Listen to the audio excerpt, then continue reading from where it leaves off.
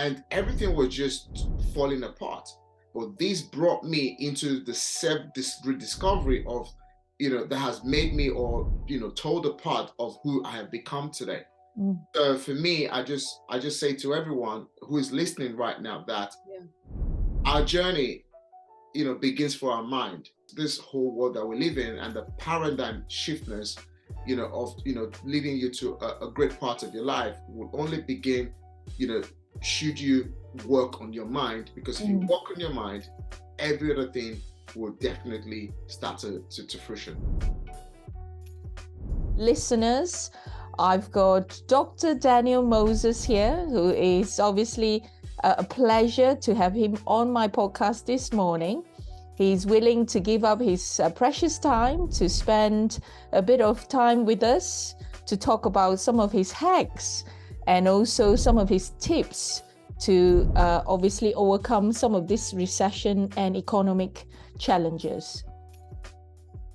So, Dr. Daniel Moses, are you able to tell us a bit more about yourself so that my audience can get to know you? Thank you so much, Dr. Irene, for having me on your show. It's an absolute pleasure, and it's been great connecting as well.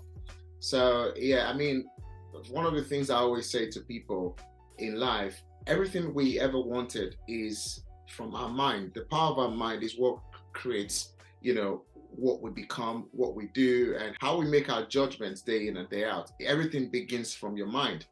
If your mind tells you you're ill, then you'll be physically ill because you're going to manifest it.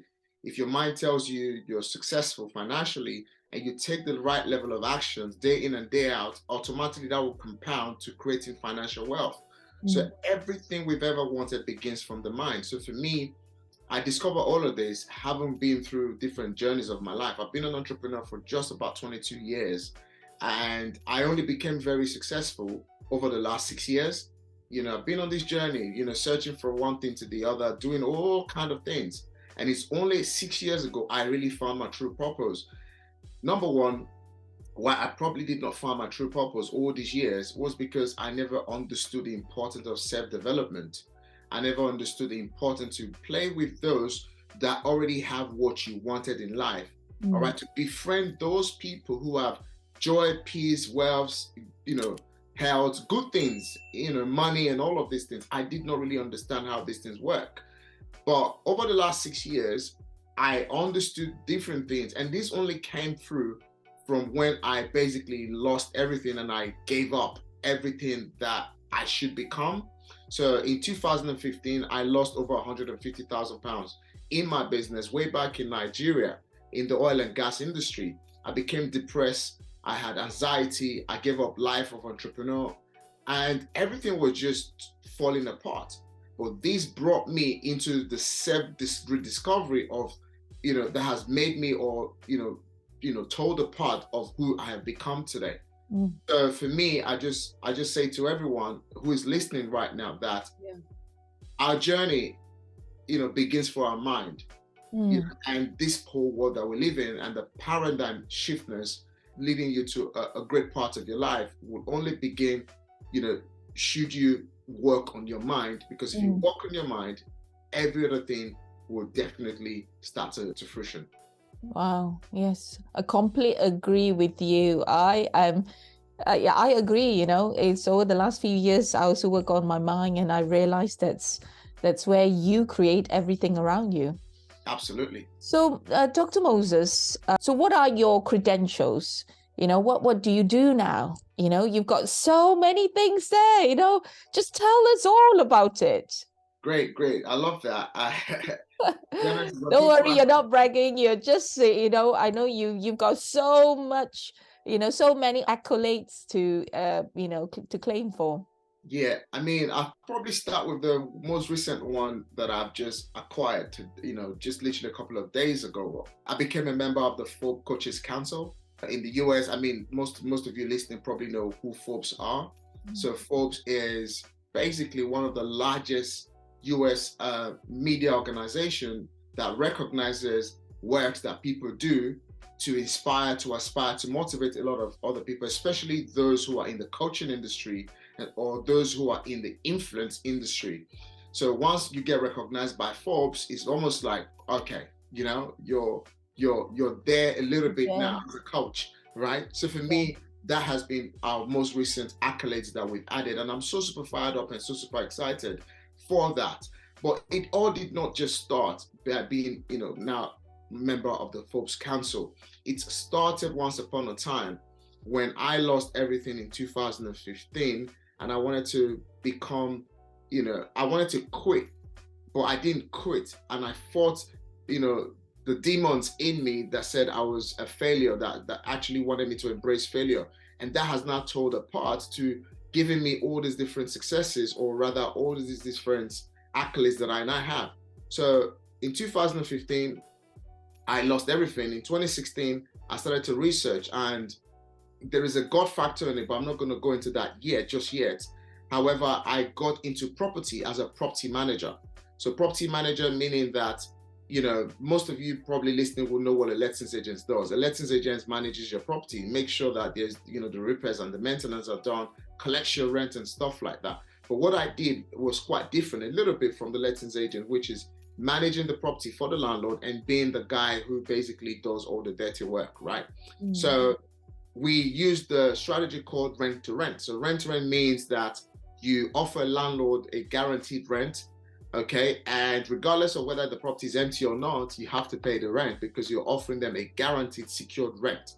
Mm. So that's exactly how I got started in property. So I started as a property manager, and within the very first 12 months, I managed to secure about 8 properties in my portfolio. That allowed me to basically start earning a good, decent living. Before that, I was an Uber driver, but the property management business allowed me to quit my job as an Uber driver, because when I lost everything in 2015, I became an Uber driver. So from 2015 all the way to 2017, I was driving Uber. By 2018, I was able to completely replace the income that I was getting as an Uber driver, and that allowed me to grow my property management business. Now, while I was growing my property management business, I then decided to start acquiring assets with the income and the connections that I was already getting in the property management industry.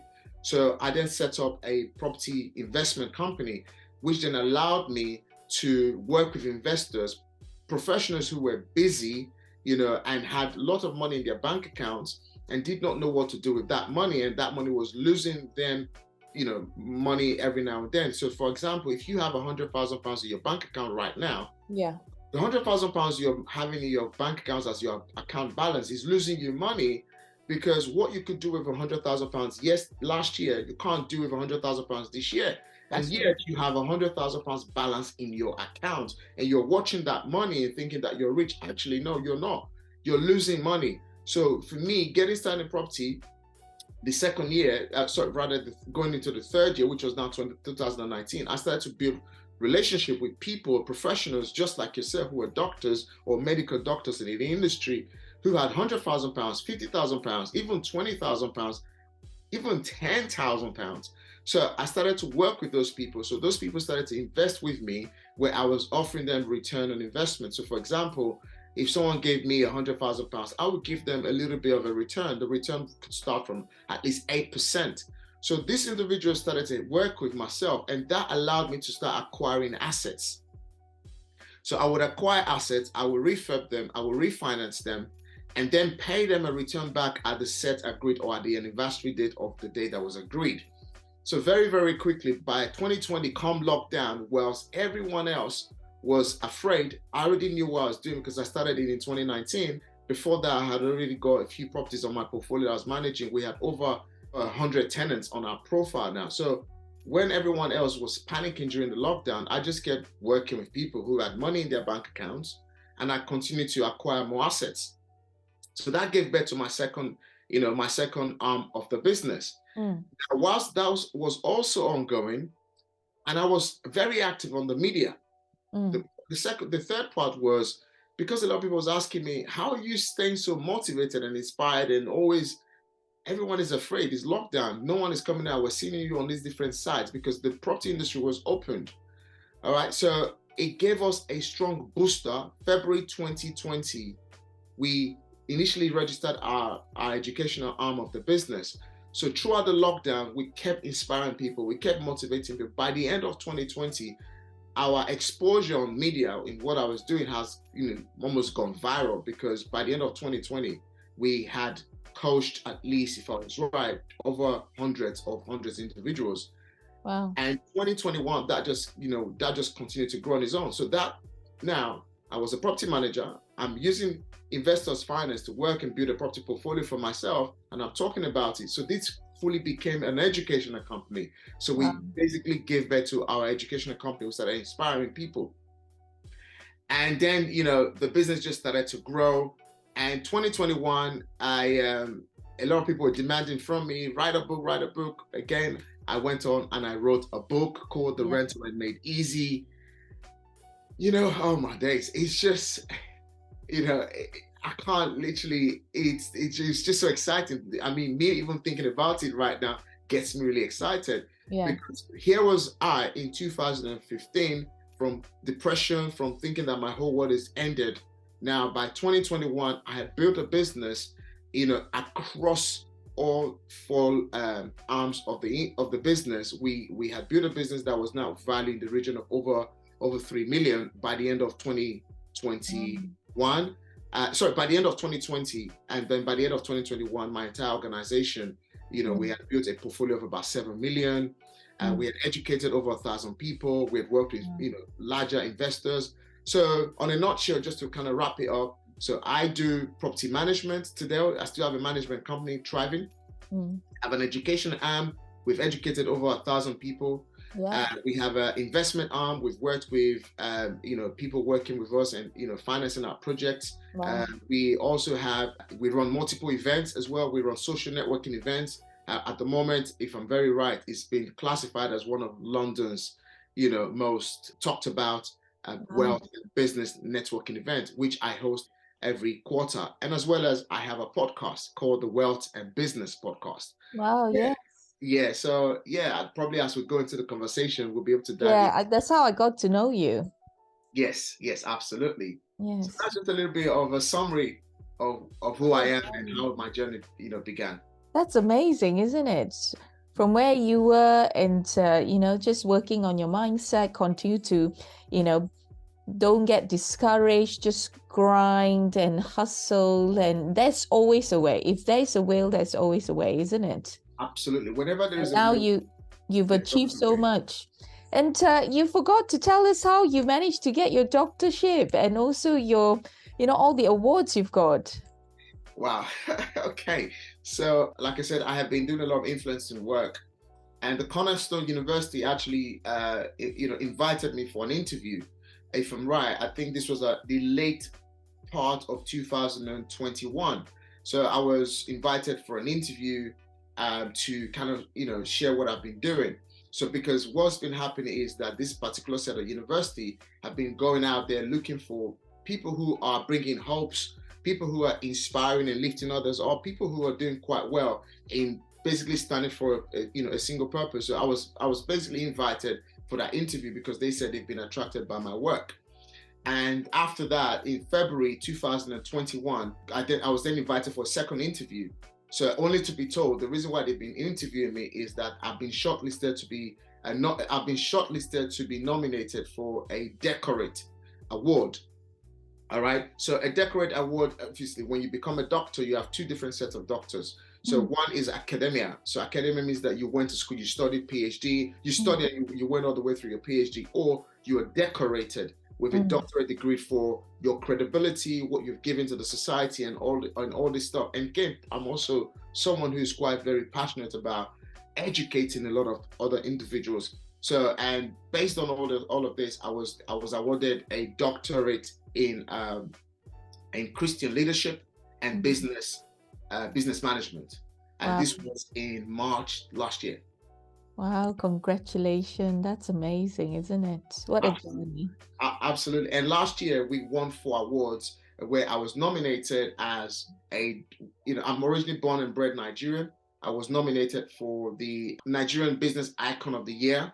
Wow. And as well as I've always carried my wife along everything I do, because I believe one can make a lot of greatness, but 2 can make greater success and greater greatness.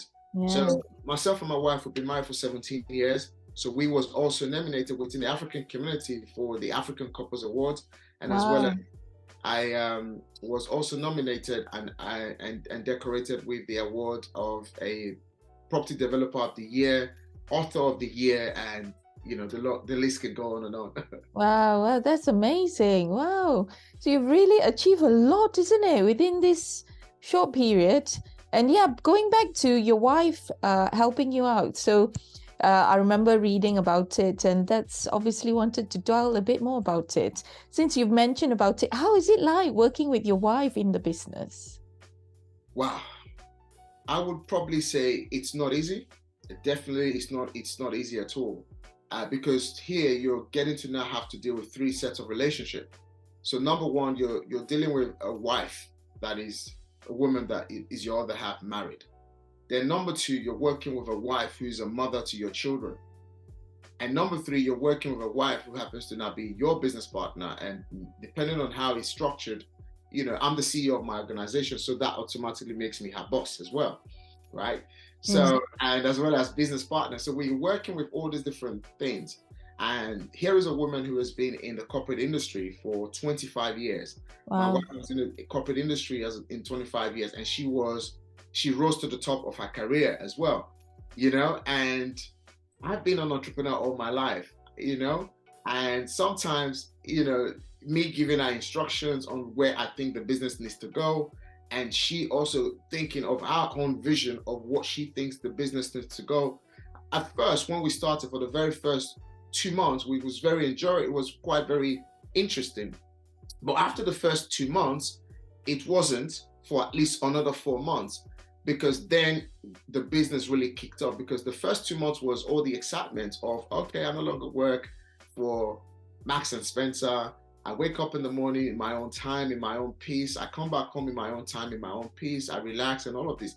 But after 2 months, the business in itself, in a complete industry, so she was in retail industry. Now she's in the property investment industry. She's in property development industry, property management, and also educational. So I'm a man with many hats in business, in property, because I have 6 streams of income in property. And she's coming as a operations director.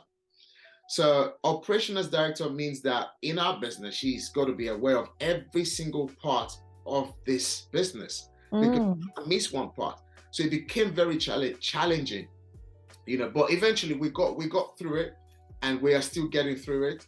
So I think one of the greatest part of what we've learned is to work with each other. So basically, put aside the fact that you're my wife, I'm your husband, you're the mother of my kids. We have 2 biological children. How can we treat the business as our 3rd child? Yes. So if we have 3 children, we're going to treat them all the same. So if the business is going to come in between our marriage and our love life and our relationship, we have to treat it as a kid, so that we have to then transfer the same emotion we have about our children to the business. So regardless of whatever our children does to us, we are not going to burn the bridges, or we're not going to do any harm to our children. So the same thing, the business, we're not going to do a harm to it.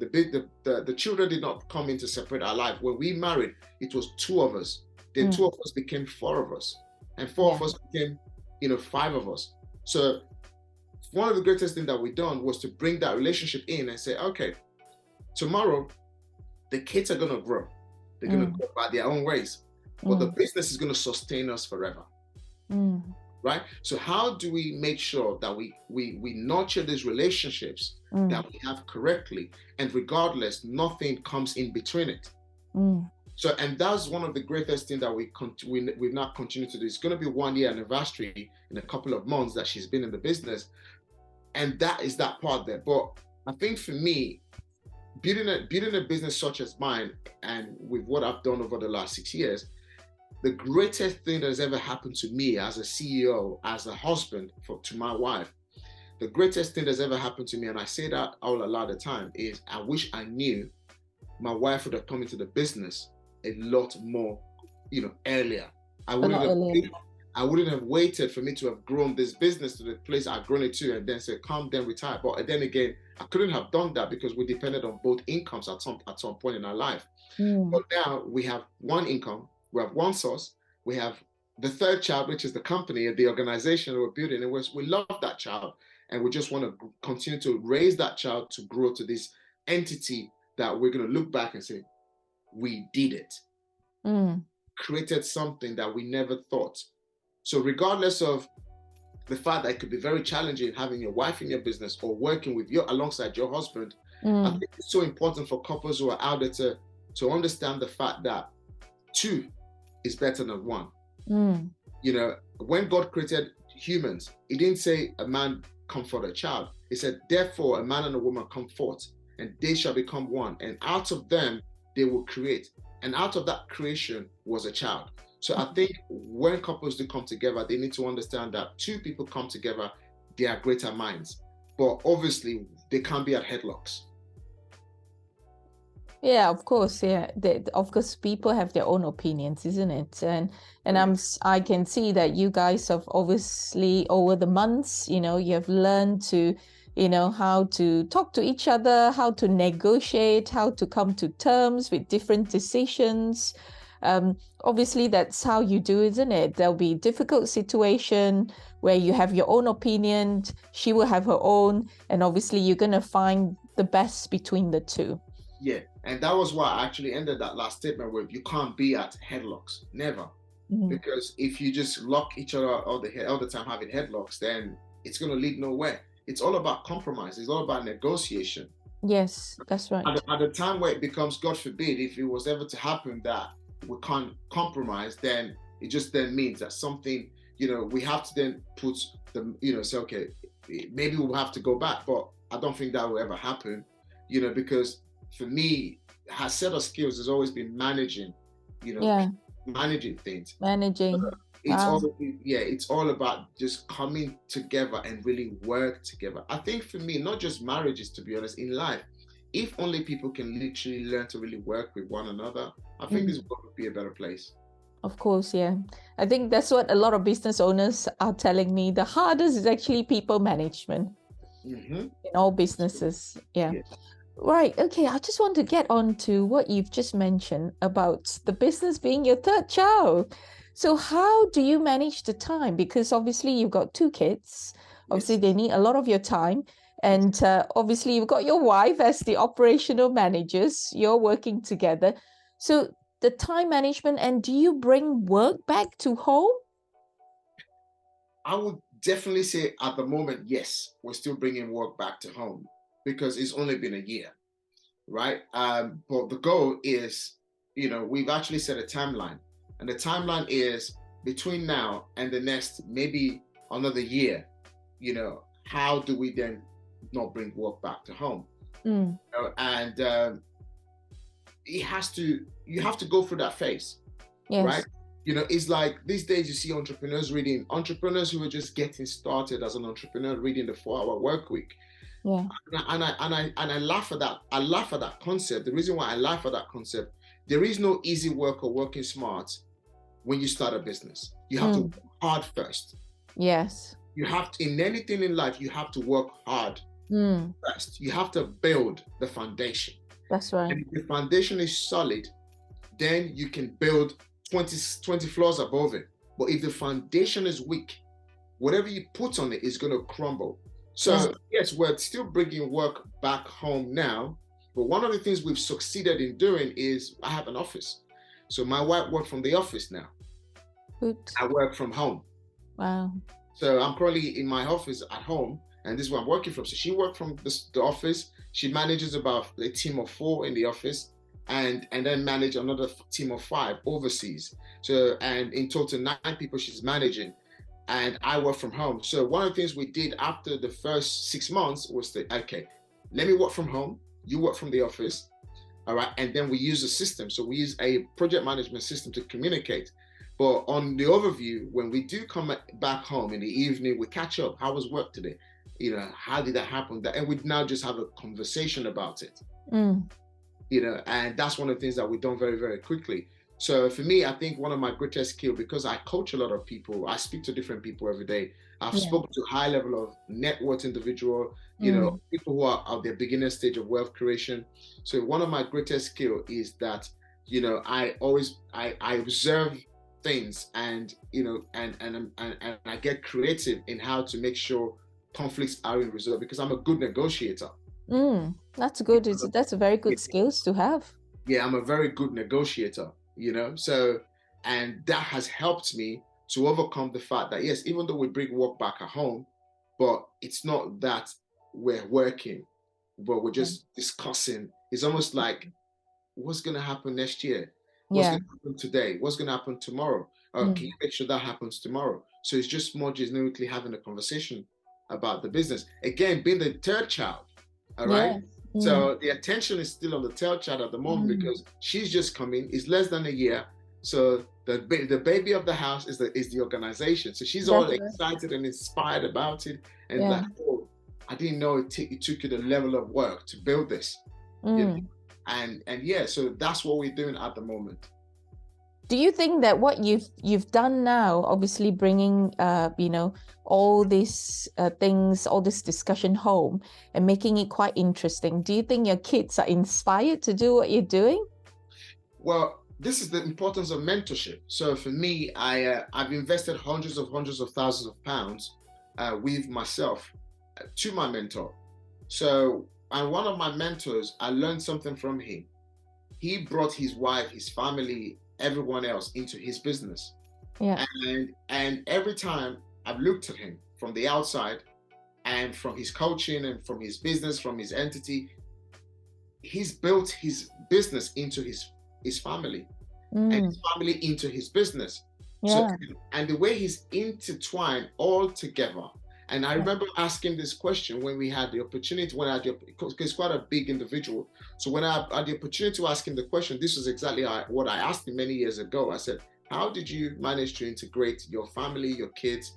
Your kids talk about the business, your wife talk about the business, and your business obviously is all seen around them. How did you manage to do this? And I learned the secrets of how he done that. And for me, and that's allowed me to also now bring my children into my business. So for example, my daughter is 12 years old. I'm already, modeling her in the sense that she understands what I do on a day-to-day business as the CEO of this organization. My son is very passionate about media. He's passionate about tech. So somehow, he's got quite a massive YouTube channel that has grown in less than 2 years to about 100,000 views. Wow. So and he's 15 years old. And I'm like, okay. If you've done that to your YouTube channel, why don't you come and look at what you can do to my YouTube channel? And I'll pay you for that. So now he works, I'm like, okay, so because if he wants money to do something, I said, okay, why don't I pay you XYZ on a weekly basis and you do this for me? That's kind of working. Yeah, it's working. That's entrepreneurship, Yeah, and my daughter as well. So my daughter, sometimes she works alongside my executive assistant, to kind of understand what goes on and on day to day in my life. So I've kind of really brought my children into my business. And I remember we had a conversation the other day, and I asked my son, I said, I have a vision to build an empire. What do you think, what do you think you could do in this building of the empire? And he said to me, Dad, whatever you've done now, if you ever choose to retire, I'm gonna quadruple whatever you've. Wow. And I said, okay, how do you want to do that? He said, because I know I'm going to become the CEO. And he understands money now. And in fact, the money he makes, he don't spend money, unlike, like how I'm spoiling him, right? I do spoil him, but he doesn't go out to spoil his money. So the other day I was having a joke with him. I was like, oh, Abraham, I need £100. It's like, yeah, Dad, I've got £100, right? And I said, where'd you get that from? It's like, oh, you give me money every single week and I save that money. I don't go about spending the money on like my younger sister who likes to, buy things every now and then, buy all these different things. So I've actually shown him how to really manage a business. And I think it's so important for entrepreneurs out there to kind of have that conversation with their kids, and kind of show them the vision of this is where we want to be in 10 years. I have a 15 to 20-year plan to be at a certain level in my business, which takes me to around about the age of 60. Now, my intention is to, in terms of when people talk about retirement, are you not going to retire? Because I do what I love, it's going to work. Yeah, it's not work. It's not work. I do what I love. So it's all about bringing your family into your business. So my family is now being brought in as an entrepreneurship family. Yes, wow. I'm raising entrepreneurial children. Yes, wow, that's amazing, isn't it? You should write a book on that. In fact, it's some part of this is in my upcoming book as well. Oh, wonderful, wonderful. I think people needs to know because it's going to help a lot of people. Now, talking back to what you've just mentioned, you said your mentor actually gave you some of these secrets about how to, help working in obviously your relationship, but also, bringing it into your, into your business, carefully, safely, and obviously effectively. So what did your mentor in a way tell you? I'm not going to ask his name just in case everything is obviously proper secrets, but obviously, just a little bit of golden nuggets that you can give us beside what you've already told us. Everything I do in my business today, my wife knows. I have no secrets from her. And I've spoken to some certain men who could think, oh, no, you shouldn't do that because you're exposing yourself. I'm like, no, you're not. You're actually building yourself up. Because for me, if people look at my entire social media, if you go on my Instagram, you go on my Facebook, I talk about my wife a lot. I talk about my children as well. I talk more about my wife a lot because my wife is adult and stuff like that. Sometimes you want to keep the children out a little bit as well. So for me, I work with investors every day. At every single time I went for that dinner meeting with my investors, the next person sitting right there in front of me is my wife. Wow. Right? We're having a dinner. We're having a lovely meal. We're discussing business. My wife, she can be silent if she wants. She can be quiet if she wants. She maybe make a less comment, but she is actually, we are building a relationship together with our investors. Right? We're having a lovely meal. We're talking. She's there. Every other, at least twice, worst case scenario, twice a month, myself and my wife, we go out just to basically, eat out and dine out and integrate the business into that. Right? And all these different strategies were strategies that enables you to relax the mind of your wife. Yes, you work, but you also enjoy. Yeah. Right? Now, we actually having a plan very soon to start doing even some episodes on our podcast to kind of share some of these things that we're applying to our life that brings the tension down. Yes, of course. And how we also obviously control the tension. So one of the secrets that I've learned from my mentor is to be very open and 100% transparent to your wife. So we have both our personal bank account and our business bank account. My wife knows the last penny in my personal bank account. She knows. Wow. I know the last penny in her bank account. So in my family, between myself and my wife, there is not my money or her money. It is our money. It is our life. All right. So fine. The idea to building this empire or to building this business to creating, the organization that we're building together is, there has to be a visionary, and that visionary started from myself. Right. So my wife was in the corporate industry for 25 years. I was busy doing every single thing to not have a vision that I have. So the vision comes from me, but it's our vision. So there is not a different vision that she's following. It is one vision. So it's the vision that I have sold to her, and she looked at it, and then she believed in it so much that she said, okay, I think I can quit my 25 years career where I was earning this, she was earning this and this and this in wage. So she saw the vision so big to follow them. That's amazing. I was just about to ask you, how did you convince her to come in? Because you see, not every family is as blessed as you, because you managed to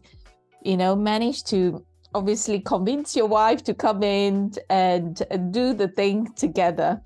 Because sometimes in relationships, the pair, they may not into the same thing, like that particular business, or even, you managed to convince your wife to leave her career and then come and join you. So what did you do, in a sense, to convince her and brought her on board? One of the greatest things I learned as well in life is that I learned something from my mentor, and he said the only firm you will get people to trust you is to work aggressively in your vision. Say it again. The only thing in life to get people to support you is to work aggressively on your vision. Okay. Right? So for me, when I started all of this, my wife has always seen me as an entrepreneur. I've been an entrepreneur my life. Like I said, 22 years I've been an entrepreneur. But I started doing things a bit more even differently, that my wife can see the growth. In 6 years, I'm not even near where I'm going to. I'm not even near this kind of success that I want. I'm not even near the kind of level of money I want. But one of the things I think I've achieved is that I have learned to become a person of value. And I continually show that value every single day. Maybe at any given point in time, she probably never thought, okay, oh wow. But now she can see the same man I married we've been married for 17 years, right? So the same man I married has actually become this person that is growing every single day. And I say this all the time, if you're not growing, you're dying. That's right. If you are not growing, you're dying. Yeah. Work aggressively so much on your vision that other people will have no choice than to actually see you're going somewhere, and then they would even have to put their life, bet on their life to support that vision, to see you succeed. In this case, she's not trying to see me succeed. She's trying to see us succeed as a power couple. Yeah. Wow, that's amazing. So one of the things I've been able to do, not really did I convince her, I think it became clear to her that this man is going somewhere. Yeah. And what would be the word? It would not be fair if I can't literally give up everything to support him. And I think marriages should be like that. Relationships should be what it truly is in the Bible. Till death do us part. Of course, yeah. It should be really that. So for my wife, I really want to give her a massive, shout out to this if you're listening, Millie. I want to say thank you for believing in me, for trusting me and supporting me through especially the last 6 years, to literally building what we're building, and for giving up your part to join me, for us now to have one vision. So I think it's so important for couples to literally nurture a vision, especially entrepreneurship, if that is what that family really want to become. Obviously, if his careers is a bit different, because you can have a doctor as a husband, you can have a solicitor, it can be two different separate industries, but then you find a balance. But I'm talking about entrepreneurship here. So for us, we decided to make our life, our family, become an entrepreneurial family. Yeah.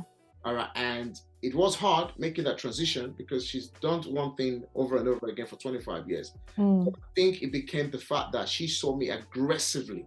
I believe in what I believe in, and I've invested, and I'm associating myself to the part that I want to create. And she had no other thing than to basically say, I want to be with you through this. Wow. And through that door's path, let's go and make it happen. Of course, yeah. And that is, I think that will probably be the conviction that she got, and then came through to supporting myself. I think you are very blessed to have her. Because it's not easy to have somebody who's obviously happy to go on board, and again, I think you've done some great stuff to actually convince her, and I think the way you've developed and grown has inspired her, and hence she's happy to obviously follow your footsteps and obviously growing together. And the amazing thing is you can see that you're also leading your kids as well. So you have definitely shown some great leadership, so that they are happy to go on board. That's often the case. Yeah, I mean, So just really kudos to you, you know. And I'm so happy that I've unearthed this part, you know, because just that one question, and we've gone down this super rabbit hole, and we managed to get this super important, because I've actually spoken to so many millionaires, you know, and again, not everybody is as blessed as you to have, you know, somebody on board working in the business. Yeah. Absolutely. I mean, just to kind of quickly add something else, there is that success leaves clues. Yeah. Success leaves clues. And I'm sure you would have heard this before. There can never be two captains in a ship. Right? When there is a war, there can never be two generals trying to lead a war. When soldiers go to war, only one, you know, general leads the army. Yeah. Right? And I think for relationship, in as much as we live in a civil society, right, where I'm talking about entrepreneurship here, guys, all right? Yeah. I just need to be clear. I'm talking about entrepreneurship. I think a lot of people are trying to lead at the same time, leading nowhere, right? A lot of people are trying to leading nowhere, because sometimes couples comes together and they have these headlocks. Yes, you will have it. Well, it's also very important for couples to kind of put self aside. That's right. And put self aside and say, what is good for us? So not what's good for me, not what's good for Daniel Moses, or not what's good for Millie Moses, is what's good for me, what's good for her, what's good for the kids, what's good for people who one day see us. So today we inspire a lot of people. We have our own larger community, you know, and over the last couple of years, you know, over 100,000 people, or around about 100,000 people became aware of me currently in the UK. And these people follow me. These people comment, like me every single day.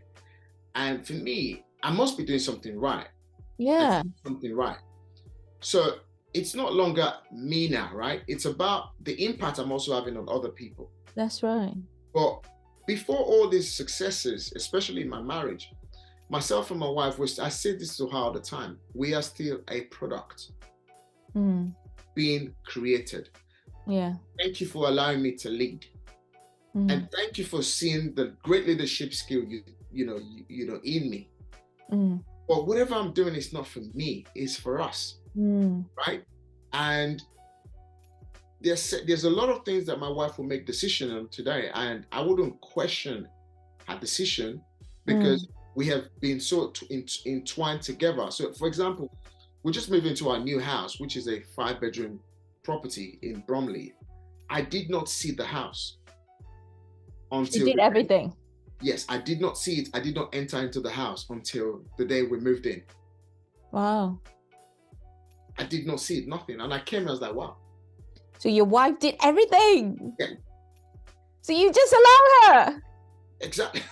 Wow. So you really got faith in her. I think that is so important, isn't it? Giving her the free rein, that you know, you trusted her, you believe in her, and she had this confidence in her that she will do a good job. Yes. I think that's amazing. Absolutely. Yeah. And that's okay. That's something to learn. That's couples power.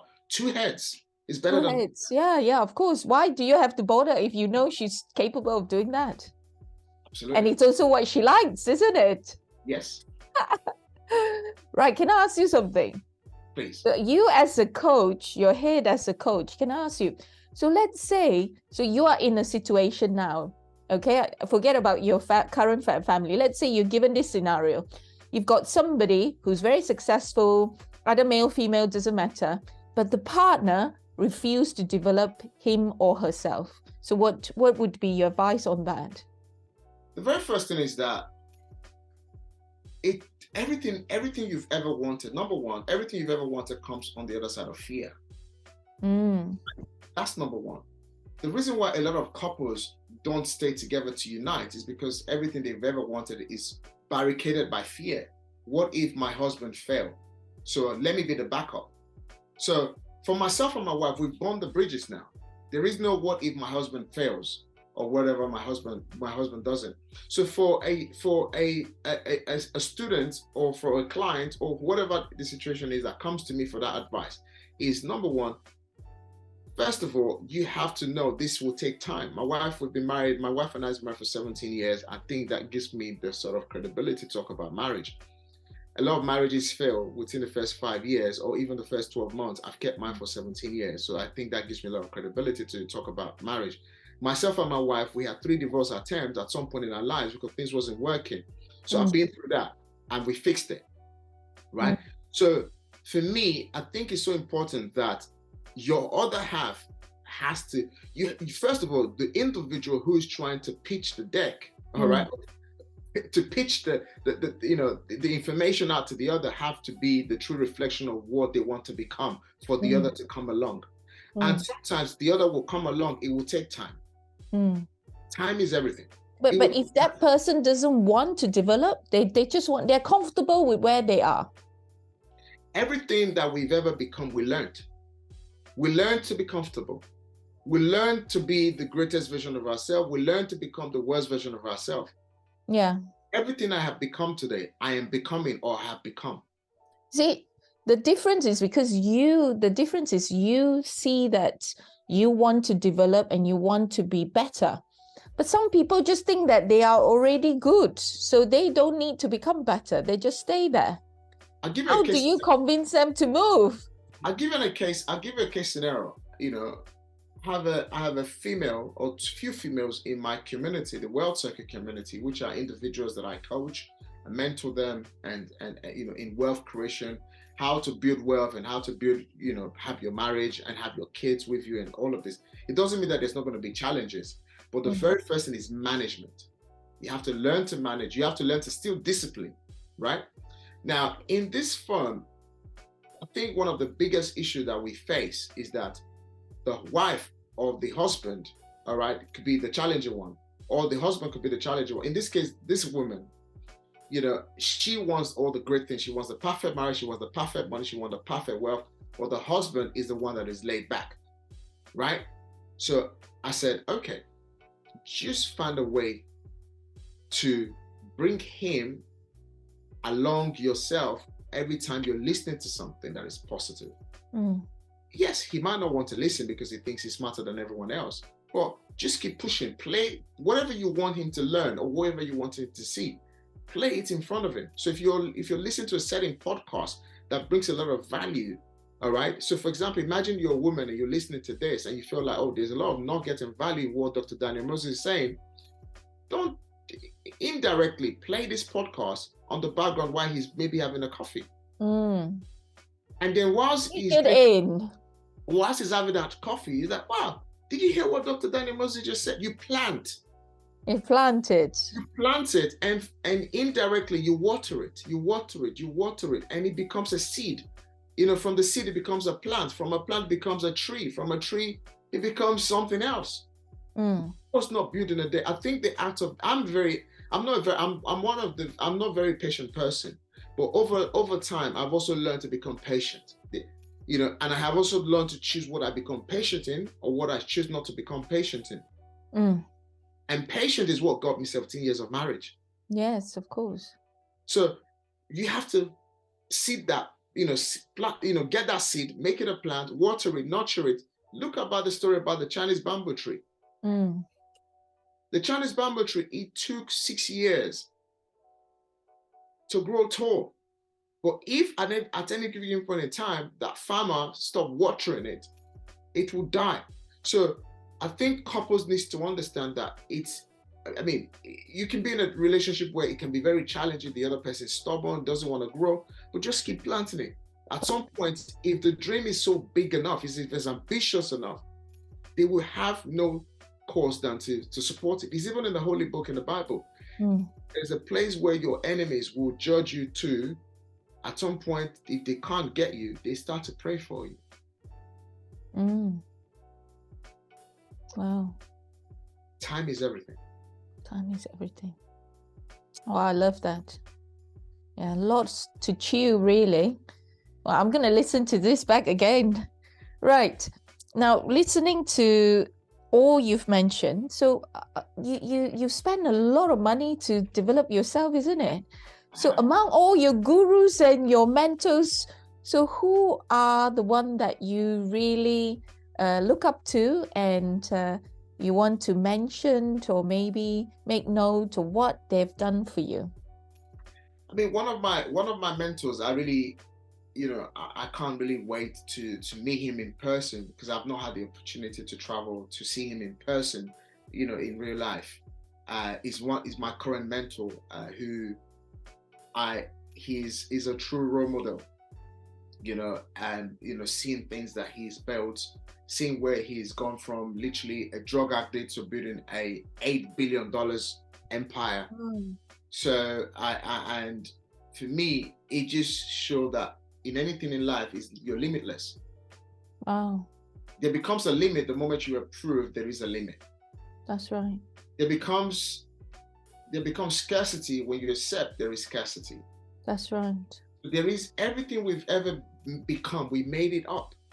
Take a look at this, for example, Dr. Irene. This medium we're using to talk now was made up. That's right. Someone got the idea and created Zoom. Got the idea and created an iPhone. Everything we've ever become in this life is made up. So what's stopping you from making yours? My own mind. The food we're eating is made up. If you go back to human history, once upon a time we went into the bushes and we ate pure leaves from the trees. But now we process that food and becomes a meal. We serve it at the dining table. Yeah. So one thing I've learned from this individual, who's so amazing and made so much impact in my life, is he said one thing to me: Daniel Moses, everything you've ever wanted is made up. Go and create yours. Destroy limitless. Wow. So who is this guy? His name is Grant Cardone. Oh, wow. Grant. Oh, so when are you going to see him? I'm going to be seeing him next year. Wow. Wow. You're going to have a nice time with him. Absolutely. I just can't wait. Last year, we were meant to have an event together in London, which was one of the biggest events, we wanted to have. Fortunately, due to logistics issues and so on and so forth, the event got cancelled. So really looking forward to doing something big. He's been in terms of financially, in terms of wealth creation, in terms of advice, he's made a lot of impact. Even how my thought process are, wow. He's made a lot of impact. So you were being mentored by him then? So I've been on his mentorship program now for going to 3 years. Wow, that's amazing. Yeah, going to 3 years. Because a lot of the mentorship is usually for 12 months. So you've been under his wing now for 3 years. Yeah, I just renewed. Renewed. But before that, I had other mentors. I've had other mentors in England. I've had, in my entire life, I've had four mentors I've had a counter with on a one-to-one basis. Wow. Physically or online, talking to myself. Yeah, I have had, that relationship. So I've had 4 very good mentors from when I started at the beginning of my journey. Mentorship started for me for like £3,500. Now where I'm spending hundreds of thousands of pounds, on mentorship. So yes, I'm very, mentors have done a lot for me. Wow. But also because you're an action taker, isn't it? That's where it got you to where you are. It's no point just paying the money, but actually not doing the action and moving forward. But obviously, if you're willing to pay for that amount for this many years, again, is because you've seen the fruit. Absolutely. You said it all. It's all about taking action. It's all about doing the work. Doing the work, yeah. About taking action, it's about doing the work. If a mentor's giving you, this is what he's done, it's like I tell my people in my circle who I mentor, this is what I'm doing, this is how I'm doing it. How I build relationship on media, how I talk to people on media.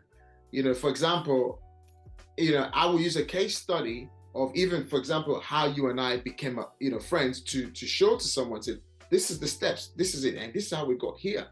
Yeah. Go and yourself, there's nothing stopping you. But this is the thing, right? A lot of people don't have the will. You know, I was an Uber driver in 2016. 2017, I was an Uber driver. I stopped driving as an Uber driver in 2018. Wow. You know, I'm still on the path. I'm not even there yet. You know, I get amazed when I talk about my success so far, and also when other people have acknowledged it. But everything you've ever wanted, you become. That's you right. Think about it. You know, thoughts become things. I can't wait to see where else you're gonna go, you know. So we need to see like a sequel, you know, where you're gonna get to. I can't wait, you know, because it's like quite often when you continue this journey, things actually exponentially actually get even faster, isn't it? To where you are. This is one of the things I've started to realize, right? As you go through this journey, so there is no destination. There is no destination. It's the journey. It's the journey. A lot of people are looking for the destination. That's why sometimes they don't get excited about it. So because you're thinking, okay, when I get to £1 million, then I'm going to be happy. So when I become a billionaire, I'm going to be happy. For me, it's a journey. So I'm enjoying the journey. Yes. When I lose money in the journey, I'm like, God, thank you, because I know I'm going to make the next amount of money. So maybe sometimes I'll give an example. Let me quickly share this. So we had a staff that was working with us, and they wasn't delivering what they need to deliver. However, our operations director, who happens to be my wife, said, "Oh, you know, let's just keep working with them." I said, "Listen, one thing I've learned is to hire quickly and fire quickly. All right, you hire quickly, you fire quickly. I learned it from the US. There is no need trying to crumble your business. All right, you're crumbling your business. Yes, as long as you're not dismissing them within a wrongdoing. So within, when they're doing right. All right, and then you just accuse them of not. No, let's review, and then we reviewed, and they were still in their probational period. Yes. They were still in their probational period and they wasn't delivering. I said to my operations director, why then do we need to? This person did an interview and they said they could do and now they can't even do jack. And I'm like, why should we keep this person? Then it goes beyond that probational period and it's going to go into this. So what I'm trying to say here is that at the end of the day, in life, you've got to understand your destination. You've got to understand your journey, but you have to enjoy the journey. And in your journey, not everyone is going to be happy with you. In your journey, not everyone is going to go through it with you. That's right. You must be able to identify whilst you go through this journey, who do you need and who you don't need. And let those that you need come with you. That's right. Choose. You know, make it's choices. It's two choices. It's either you're going to make it or you're not going to make it. So have that will that will enable you propel to that great journey of where you're going to and enjoy every single part of it. Okay, good.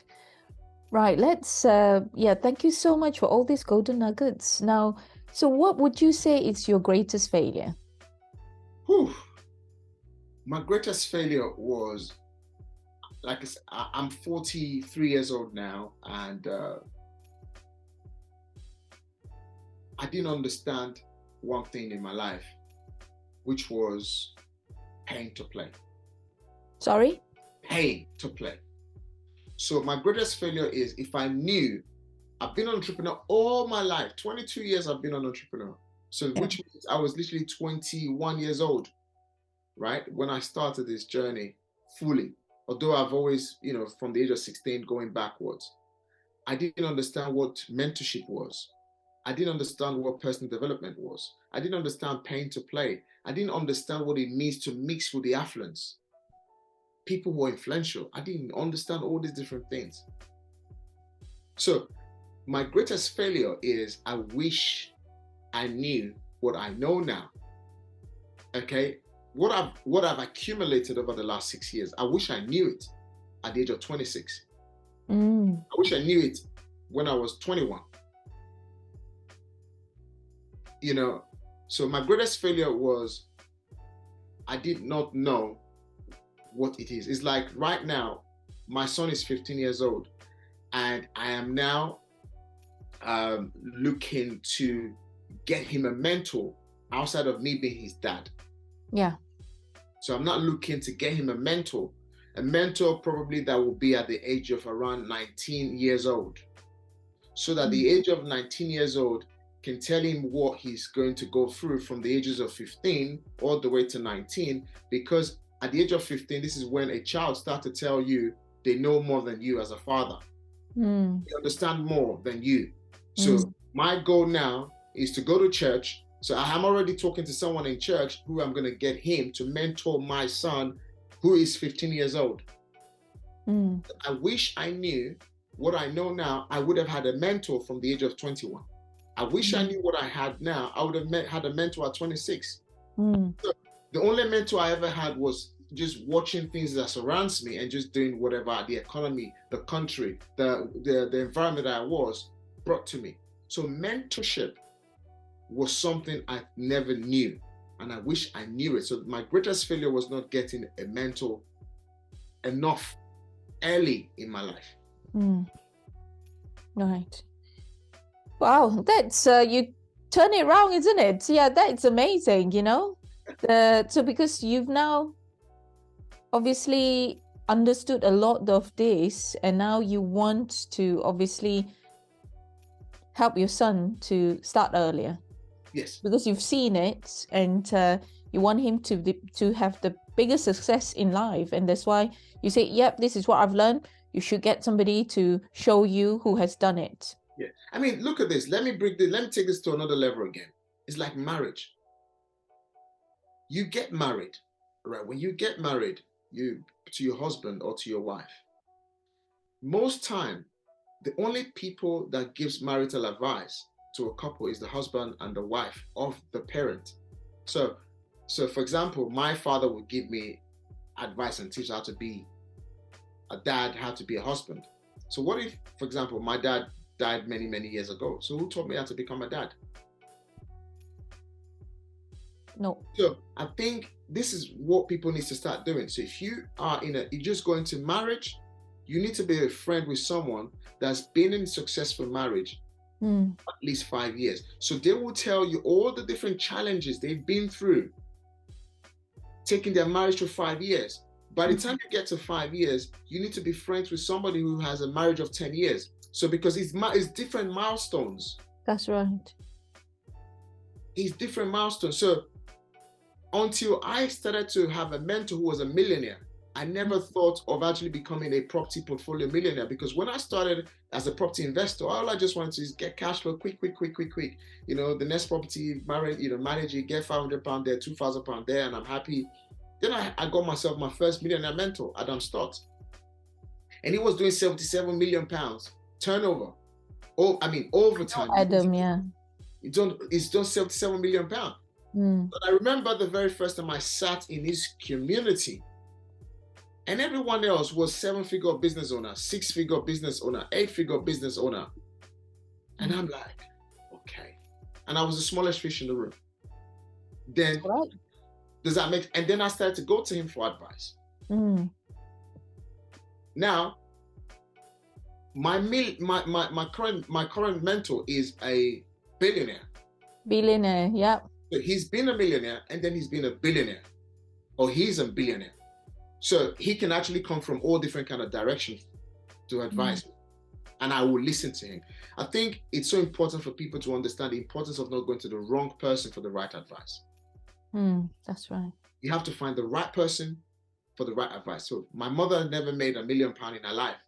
I wouldn't go to my mother to give me an advice on how do I become, or how do I build £1 million business. You know, my mother left my dad at the age of, I was 10 years old when my mom left my dad's house, because my dad, we had a polygamous home. So yes, I love my mom so much, but for some reason, there was a break in transmission in that marriage. But I respect my mom for the fact that she never ever, after she left my dad, I grew up with my mom. Never did my mom go into a different relationship. So she qualified to advise my wife. That's right. If my mother never had my mother had probably, maybe after she left my dad, and she had different men come in and out. My mom is not qualified to give my wife an advice. Of So I course. think you have to be very accustomed to the truth. And the truth is, you cannot have a role model in your life that doesn't have what you want. That's right. Yeah. That's amazing. Wow. So are you happy, Daniel Moses, Dr. Daniel Moses? Are you happy? I am indeed one of the luckiest people living on this planet. Yep.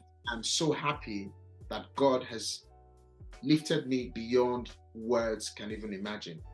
But that don't make me not say I don't go through challenges every day. But I've come to realize that the challenge that I go through every day is what even creates a greater excitement for me to want to even win more every single day. So I could go through a challenge because I know I'm going to finish that challenge, and I'm waiting for the excitement of it. To be bigger, because you get stretched, you get stronger, you get more powerful. Whether financially, spiritually, mentally, and otherwise. Yeah. Because I've been through things in my life that, that I look back and like, how did I survive that? And these things makes me excited. I'm so happy. I'm such a happy person that people around me just look at me every single day and it's like, how are you so happy? How do you do these things? Wow. Why are you like this? I'm like, if you've been through what I've been through in life, you will understand why it's so important. I wrote about happiness in my book. And I says, if you are not happy, you can't create anything if you're an unhappy person. Yeah. If you're unhappy in your marriage, if you're unhappy with your children, if you're happy with your parents, if you're happy in your environment, you cannot create anything. A mind that is cluttered with sadness cannot create anything. Yes, of course. Yes. And that's where you start, that mind shift. And that's when you understand happiness, it's a choice. You see, it's the greatest choice. It's not just a choice. Yeah. People come to me, I want to build a property portfolio. I want to have £2 million in real estate portfolio. Then I want to make £10,000 cash flow every single month on the £2 million portfolio. Yes. Let's say, for example, you have £2 million property portfolio. Let's just say your debt on it is 60 to 75%, and you have got this equity and you got this cash flow. But if you're unhappy, if you're not happy, it's not going to happen. A lot of people think, then when I make the money, I'm going to be happy. Then when I get this, I'm going to be happy. No. If you're unhappy in general, you can't create. An unhappy unhappy person within can create greatness. That's right. Oh, I love this nugget. Right. Do you think that you're healthy? Wow. I am very healthy because number one, I do my MOT every 6 months. Good. So what sort of MOT? Sorry. So I do my disturbing your answer there. I do the same MOT you do in a car, right? But health MOT. So every 6 months, I just walk into my GP and I'm like, I need you to check everything. Cholesterol, sugar level, but you just did it 6 months ago. I don't care. I want it, right? It's free. I pay my taxes. Can you make sure I do all my tests? Oh. And I just do that every single month. The same way I go to the dentist to make sure my teeth is checked every 3 months. I check everything. The only one bad habit that I think I have is that I always forget to go to my eye test every year. But I have actually overcome that a year ago. So now I do my eye test as well every 12 months as well. So yeah, I do that. And I think I actually picked that from my mother. So my mother, she's 60. My mother is 68 now. My mother's never been admitted in a hospital for over 48 hours. And I can actually count how many times she's actually ever been to the hospital where she was admitted for 48 hours. So yes, in terms of whether I'm healthy or not, I am healthy in terms of that. And as well as I try as much as possible to watch what I eat. Obviously, I'm African. We eat greasy food. And I try as much as possible not to eat too much of those greasy food all the time. In terms of snacking, I try my best. I really try my best. And I do go for a walk and a run, every single day. But over the last 3 months, I took a break. I took a break because I was losing weight because I was overdoing things. So I said, you know what, I just need to put a little bit of weight, and see whether I can lose it again. So I'm actually doing a test now where, for example, I just wanted to put a little bit of weight, which I have now, and I'm going back to putting it off. So yes, I do all the things that I think I need to do. I've never really looked into getting a health consultant to work alongside with me because I've never really been ill, and every single time I went doing tests, it's been clean. So yeah, I don't think there's specific needs in there, but yes, I'm always open to having conversations on health. Good. And do you do anything else? Like, for example, do you take supplements, anything special to help your body? I take vitamin D and omega, what's that? 3. Omega 3. Anything else? I eat a lot of vegetables. Yeah, vegetables, good. Yeah. Excellent. Okay. Do you so you go for walk runs, obviously, to keep yourself healthy, yeah? Yes. Wonderful. Yes. And I think I'm also looking to get into like sooner steams and all these things. They say it's good for the body and stuff like that. Okay, good. And do you agree health is wealth? Health is the greatest wealth. If you're unhealthy, you can't create wealth. That's right. Yeah. Wonderful. Wow, I love your answers. Yeah, we agree with each other. Right, now going back to the wealth side. So what do you think of the current economy in UK? And what is your understanding, and how can we navigate ourselves, along this obviously treacherous time? I often ask this question: do you want to be rich or do you want to be wealthy? People don't understand. Wealthy. People don't understand both. People think, oh, I want to be rich. Rich is very simple. Rich is monetary, right? Monetary affordability, spending wherever you like at whatever time you like. But wealth has everything. You can get rich very quickly, but wealth, you can't. You can't build wealth overnight. Yes, you can get rich. You can do a contract today with, I'll give an example. There was a scandal on Sky News where that company who had the scandal of, the mask, and with the NHS and all of that stuff that happened, during lockdown. And I'm sure the CEO of that company became rich. Wealth is the fact that you have integrity around you. You have almost nothing hidden around you. Your life is an open book. One of the reasons why I share my marriage, I share my life, I share everything, because I'm trying to get into that wealth mentality. Because if you come and accuse me tomorrow that, oh, you found out this about me, I'm going to be like, oh, I actually said that somewhere. Here is the link. Go and listen to it. Right? So for me, wealth creation is not just money. Wealth creation is your integrity, who you are, what you do, how you live your life, assets that you own that produces you cash flow, your lifestyle. So wealth comes with everything in abundance of everything around you, your health. So, and this is something I started to teach people how to do. And people say, I want to get into property. I said, great. You want to get into property? What is your goal for the next 5 years? Because if you go out there and see what a lot of property gurus talk about, a lot of property gurus don't talk about wealth creation. A lot of property gurus talk about, oh, get into property now, you're going to be successful tomorrow. But I'm like, get into property now, you're going to be rich in 5 years. You're going to be wealthy in 5 years. All right. And you're going to start building a legacy after 5 years and beyond. Depending on what that legacy is. Some people's legacy might be, let me have a 1 million pound, equity somewhere. Let me have this there. Let me have that there. But again, it's always using that five years model. So the 5 years model is, for me, wealth creation is, you've got to be aware of what's happening in the economy and how to use the current economic climate for your greatest advantage. So right now, the interest rate is going up high through the roof.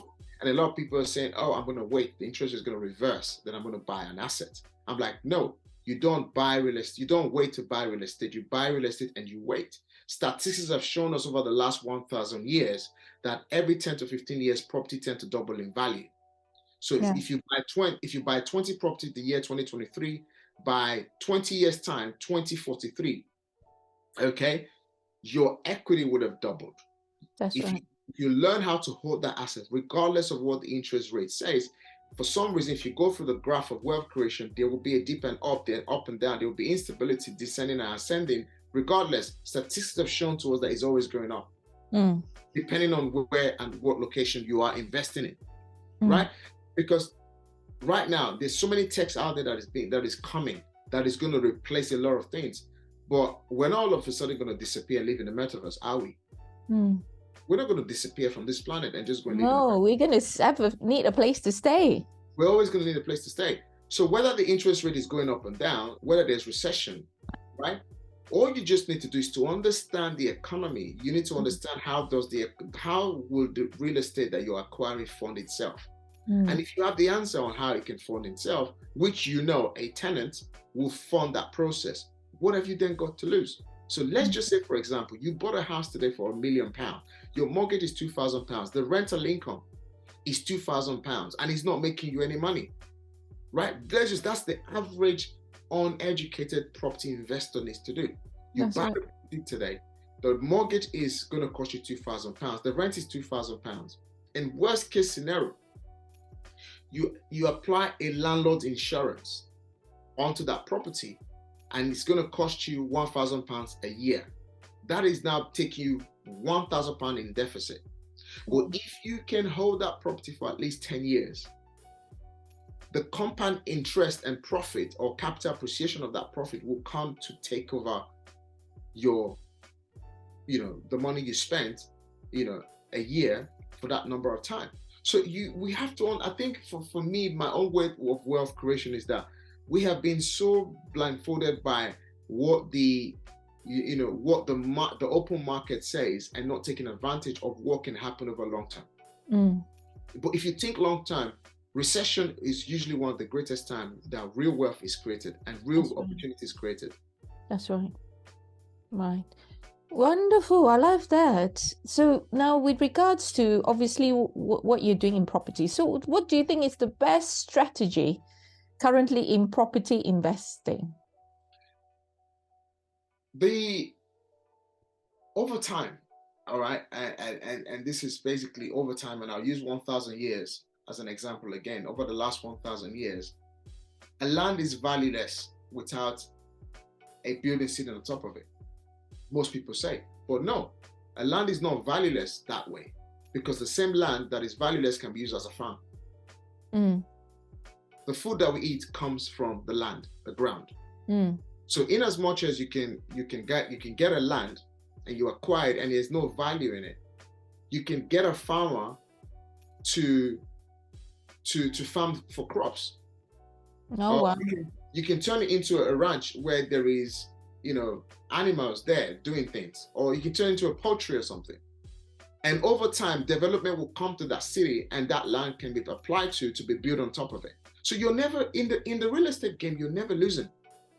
But the reason why people think they're always losing is because they don't understand all these different elements of how really land works. Land is one of the greatest assets that you will ever own.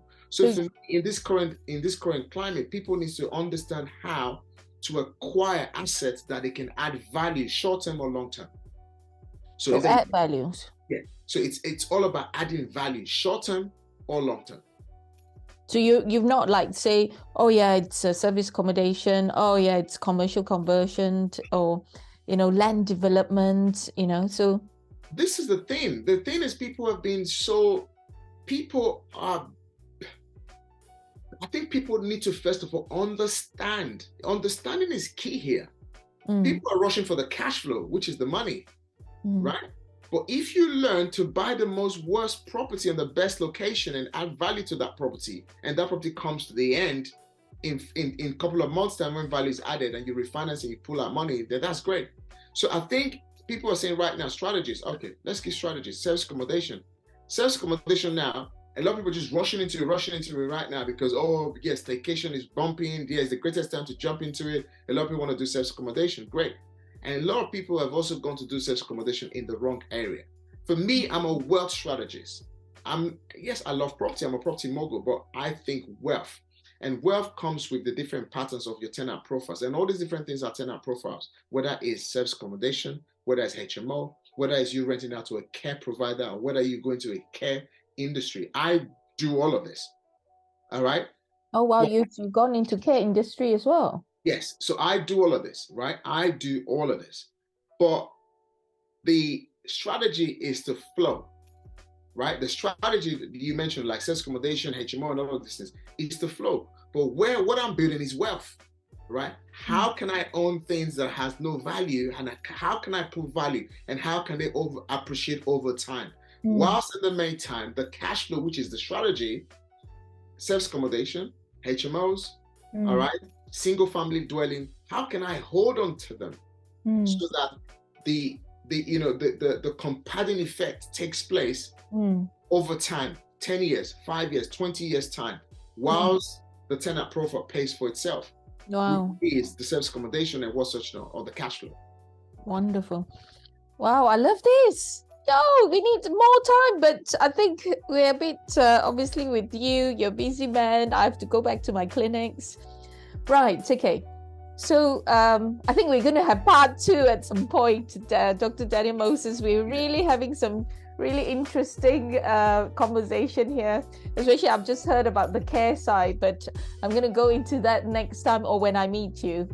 So with regards to whatever you've given us, what would be your one most important advice that you want to give my audience? Given that my podcast obviously be happy, healthy, and wealthy, but it doesn't have to be on those topics, but anything you said, this is the most important. Hear and take heed. Very simple. Everything we've ever wanted, all right, is made up. If you want to be healthy, is made up. And who makes it? You. Right? If you want to be healthy, you're not going to go in the fridge every day to have ice creams. So you have to make that choice. That's right. You have to make that decision. All right? And you have to have that will to say no to ice cream when you don't need to take it. So everything that you've ever wanted lies within you based on the decision you make. So ladies and gentlemen, wealthy in health, wealthy in finance, it's all in your doorstep. You go out there, go and be the greatest version of yourself. Wow.